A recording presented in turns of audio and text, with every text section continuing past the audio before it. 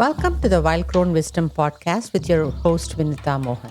In this episode, we understand that words are a powerful link to the creative source and that your word must mean something in order to build trust in relationship to self and others. In the summer of 2005, when my daughter was about 8 years old, she got her first summer internship teaching Mrs. Yu's kindergarten summer school. I figured real life experience would be more useful than some meaningless summer school academic classes. This 8-year-old had to show up every day from 8 a.m. to 12 p.m., Monday to Friday, for 6 weeks to assist the teacher. Every night, she would set her alarm, get dressed on her own, walk across to the school, and help out for the next 4 hours. At the end of 6 weeks, her record was impeccable. The parents were so impressed, they gave her a t shirt with every kid's signature on it.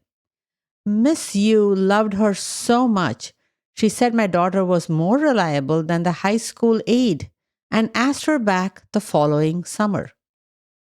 At the time, I didn't think much of it. Only years later did I reflect on the incredible work ethic of this amazing little girl.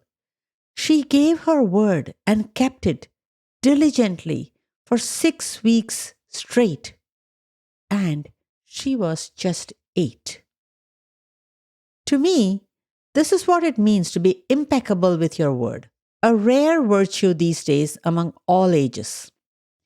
In his book, The Four Agreements, author Don Miguel Ruiz talks about the first agreement, being impeccable with your word.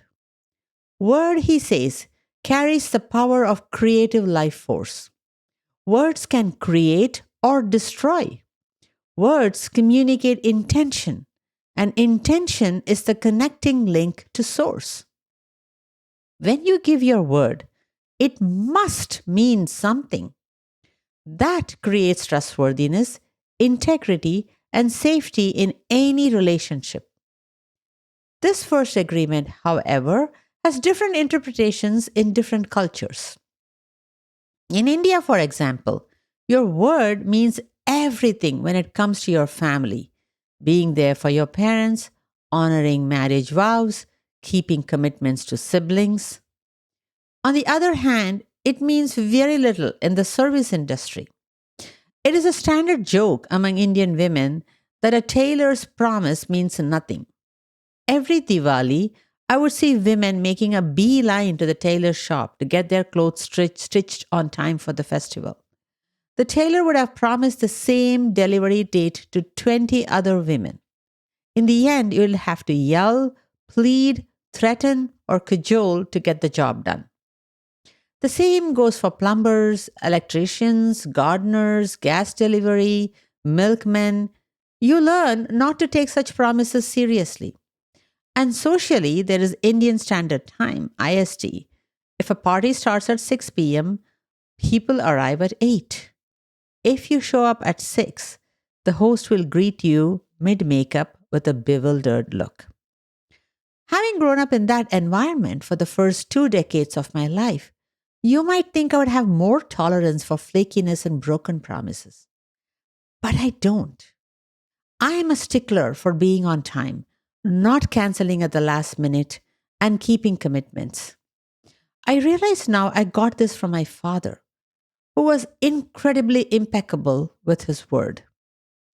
He was a high ranking official whose word carried weight, but he always kept his promises, whether to a struggling peon or a powerful industrialist friend.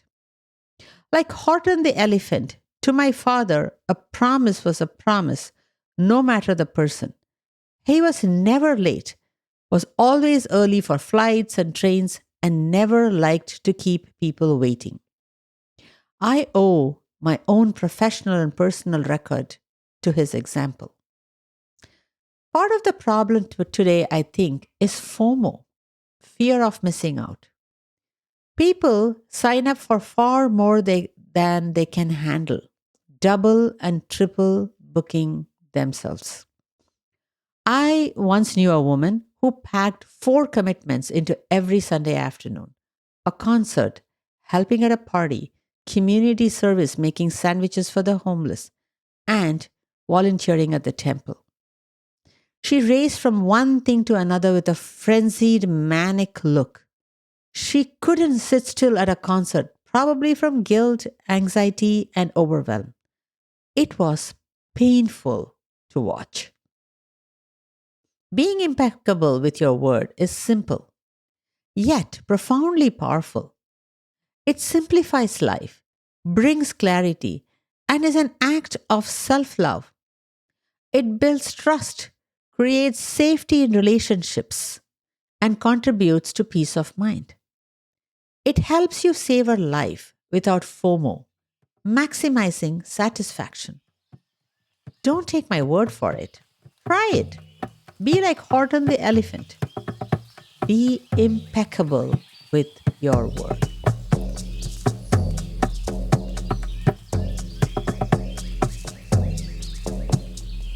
Thanks for listening to this episode of the Wild Crone Wisdom with your host Vinutha Mohan. I'm a licensed marriage and family therapist from the Bay Area, California, specializing in trauma and attachment repair. I'm also a certified EMDR specialist and a certified shamanic practitioner. In this podcast series, we delve into the journey of our spiritual essence having a human experience. While many social scientists study human emotions, thoughts, and behaviors, and others explore transcendental experiences, few bridge the gap to help embody the spiritual wisdom in everyday life. I call this the psycho-spiritual path. Through this podcast, I hope to share bite-sized practical insights for navigating life as an empowered sovereign being. If you found this episode valuable, we'd greatly appreciate your support. Please consider rating, reviewing, commenting, and subscribing on your podcast platform to help us reach a wider audience. You can explore more of my writings on Medium by following the link in the show notes. We'd also love to hear about your experience, so feel free to share your thoughts with us at wildcronewisdompodcast@gmail.com. Thank you for being part of our journey. Please be advised the information provided in the Wild Crone Wisdom podcast is intended for general information purposes only. Vinutha Mohan is a licensed therapist and healer. However, the content shared in this podcast does not replace or constitute professional advice, therapy, or counseling. It is essential to consult with a qualified mental health professional for personalized guidance regarding your unique circumstances. Thank you.